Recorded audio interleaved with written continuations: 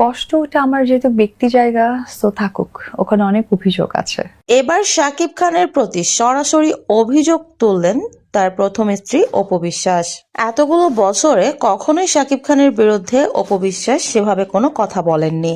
তিনি বিভিন্ন ইন্টারভিউতে গিয়ে বলেছেন শাকিব খান বাবা হিসেবে খুবই ভালো, ছেলের প্রতি দায়িত্ব পালন করে, ছেলের সবকিছুতেই শাকিব খান আছে। তাছাড়া অপু বিশ্বাস নিজেও যদি বিপদে পড়ে সেখানেও শাকিব খান তাকে সহযোগিতা করে। তিনি শাকিব খানের বাড়িতে যান, শাকিব খানের পরিবারের সাথে খুবই ভালো সম্পর্ক। সর্বোপরি অপু বিশ্বাস এটাই বোঝানোর চেষ্টা করেছে শাকিব খান এবং শাকিব খানের পরিবারের সাথে অপু বিশ্বাস এবং ছেলে আব্রাহাম খান জয়ের খুবই ভালো সম্পর্ক, তারা একই পরিবার। তবে এবার বলছে অপু বিশ্বাস উল্টো কথা।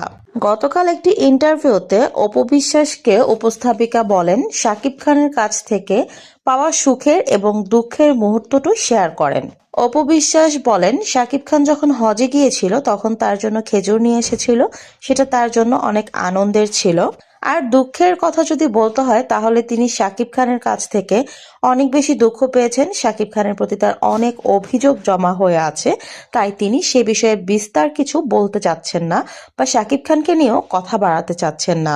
অপু বিশ্বাসের এরকম ইন্টারভিউ শুনে সবার মনেই প্রশ্ন জাগছে, হঠাৎ করে অপু বিশ্বাস কেন এরকম কথা বলছে? তাহলে কি অপু বিশ্বাস ভালোভাবেই বুঝতে পেরেছে শাকিব খান আর তার কাছে ফেরার কোনো সম্ভাবনাই নেই? যেহেতু কিছুদিন আগেই শবনম ইয়াসমিন বুবলির বেবি বাম্প আমরা অলরেডি দেখে ফেলেছি, এতে করে স্পষ্ট বোঝা যাচ্ছে শাকিব খান এবং শবনম ইয়াসমিন বুবলি আবারও একসাথে সংসার করছে। শাকিব খান যদি শবনম ইয়াসমিন বুবলির সাথে সংসার শুরু করে তাহলে তো স্পষ্ট বোঝাই যায় অপু বিশ্বাসকে আর সেখানে নেয়ার বা অপু বিশ্বাসের ফিরে যাওয়ার কোনো সুযোগ আর থাকে না। সেজন্যই কি তাহলে এবার অপু বিশ্বাস শাকিব খানের বিরুদ্ধে অভিযোগ তুলছে? তো ভিউয়ার্স, আপনাদের কি মনে হয়? কমেন্ট বক্সে জানিয়ে যাবেন।